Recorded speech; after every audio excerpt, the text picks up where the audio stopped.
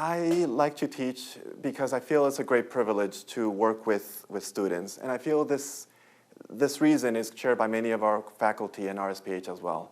When you teach somebody, you're helping to help them achieve their goals, their aspirations, their dreams. But by doing so, you also help to achieve your own goals, your own dreams, your own aspirations. So it ends up being like a two-way street. By teaching, you're also being taught.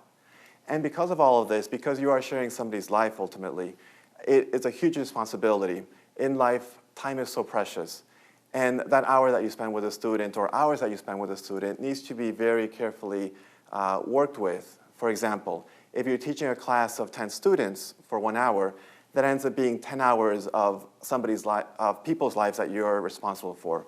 If you teach a really large class of 150 students, that's 150 people hours that you're responsible for, and so that's huge responsibility. And ultimately, when you work with these students, as teachers, as mentors, as counselors, as advisors, you end up being responsible to have an effect on these individuals' lives, for better or for worse. I almost think of the example of you're throwing a bunch of rocks in a pond. And so you may be like that big rock that creates all these ripples.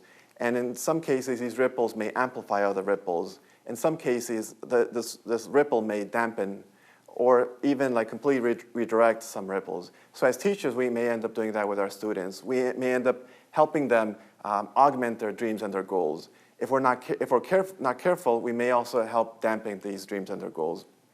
Or we may redirect them in different ways that we did not expect. So ultimately, for all those reasons, I feel that teaching is really important in terms of the inspiration and the potential that you may help achieve, but also the tremendous responsibility that it entails in all of us as teachers at School of Public Health.